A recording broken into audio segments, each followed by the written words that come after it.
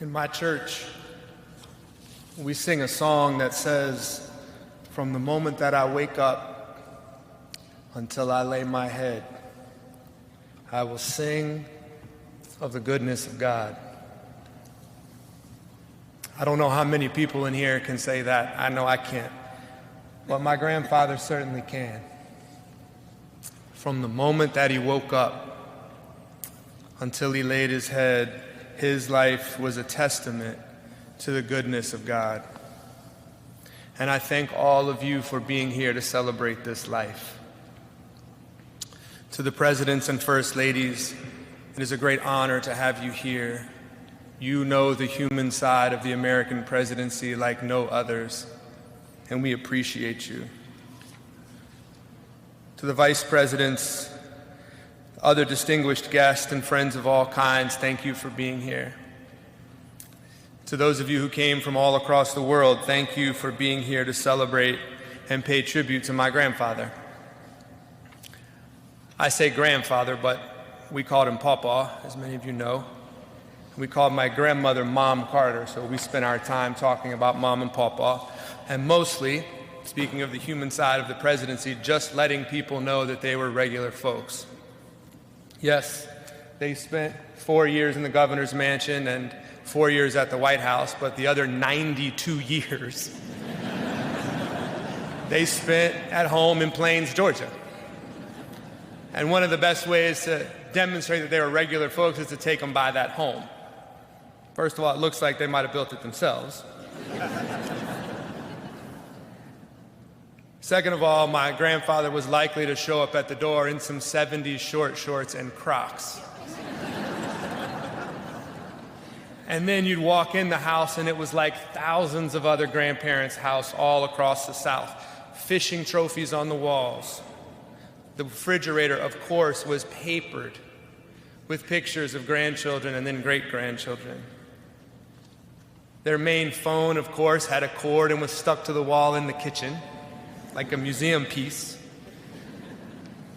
And demonstrating their Depression-era roots, they had a little rack next to the sink where they would hang Ziploc bags to dry.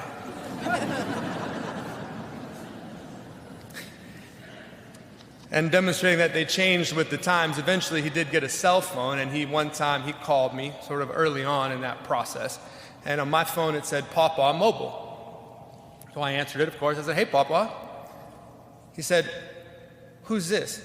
I said, "This is Jason." He said, "What are you doing?" I said, "I'm not doing anything. You called me." He said, "I didn't call you. I'm taking a picture." It was nuclear engineer, right? I mean,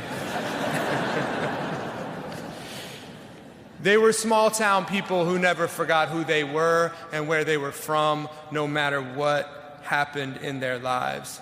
But I recognize that we are not here because he was just a regular guy. As you've heard from the other speakers, his political life and his presidency, for me, was not just ahead of its time, it was prophetic. He had the courage and strength to stick to his principles even when they were politically unpopular. As governor of Georgia half a century ago, he preached an end to racial discrimination and an end to mass incarceration. As president in the 1970s, as you've heard, he protected more land than any other president in history. 50 years ago, he was a climate warrior who pushed for a world where we conserved energy, limited emissions, and traded our reliance on fossil fuels for expanded renewable sources.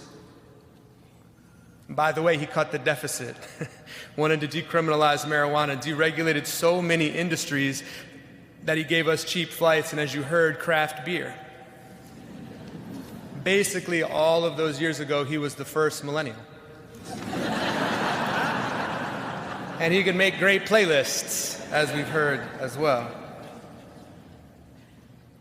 Maybe this is unbelievable to you, but in my 49 years, I never perceived a difference between his public face and his private one. He was the same person no matter who he was with or where he was. And for me, that's the definition of integrity. That honesty was matched by love, it was matched by faith. And in both public and private, my grandparents did fundamentally live their lives in an effort, as the Bible says, to do justice, love mercy, and walk humbly with their God. Sometimes I feel and felt like I shared my grandfather with the world. Today is one of those days. But really, he shared the world with me. The power of an atom, the beauty and complexity of a South Georgia forest.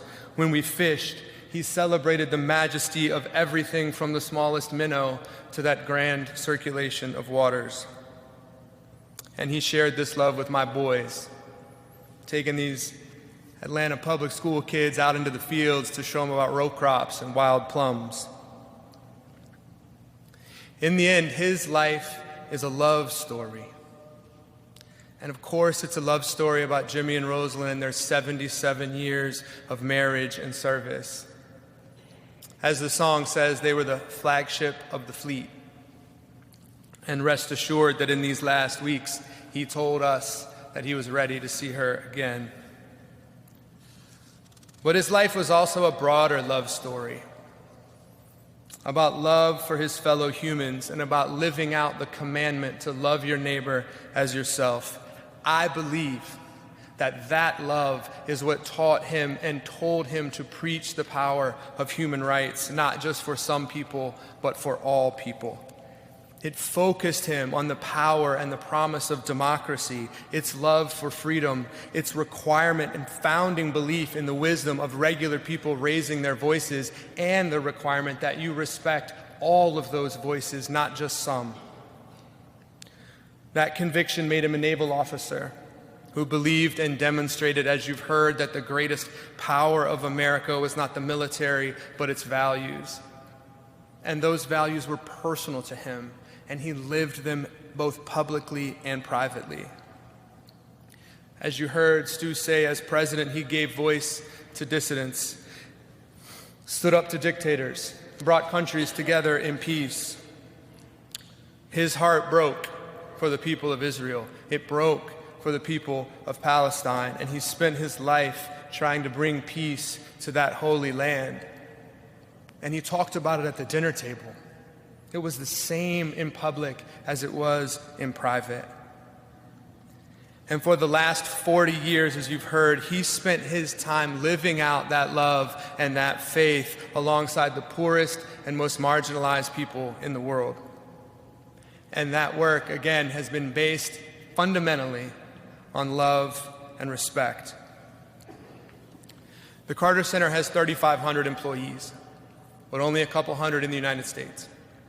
The rest are spread throughout the countries where we work: Ethiopia, South Sudan, Chad, Bangladesh, and all of the Carter Center's programs are based on a respect, that same respect for the power of regular people, even if they are in tiny villages miles from anywhere else.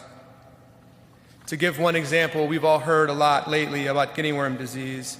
It's an ancient and debilitating disease of poverty, and that disease will have existed from the dawn of humanity until Jimmy Carter. When he started working on this disease, there were 3.5 million cases in humans every year. Last year, there were 14. And the thing that's remarkable is that this disease is not eliminated with medicine. It's eliminated essentially by neighbors talking to neighbors about how to collect water in the poorest and most marginalized villages in the world. And those neighbors truly were my grandfather's partners for the last 40 years. And as this disease has been eliminated in every village in Nigeria, every village in Sudan or Uganda, what's left behind in those tiny 600-person villages is an army of Jimmy and Rosalind Carters who have demonstrated their own power to change their world. And that is a fundamental truth about my grandfather. It begins where it ends. When he saw a tiny 600-person village that everybody else thinks of as poor, he recognized it. That's where he was from. That's who he was. And he never saw it as a place to send pity. It was always a place to find partnership and power, and a place to carry out that commandment to love your neighbor as yourself. Essentially, he eradicated a disease with love and respect. He waged peace with love and respect. He led this nation with love and respect. To me, this life was a love story from the moment that he woke up until he laid his head. Conclude with this. As Andy Young told me, he may be gone, but he's not gone far. The outpouring of love and support that we have felt from you and from around the world shows how many lives he has touched and how his spirit will live on in many ways for us. He'll be in the kitchen making pancakes, or in his wood shop finishing a cradle for a great-grandchild, standing in a trout stream with Mom Carter, or for me, just walking those Georgia fields and forests where he's from. Thank you.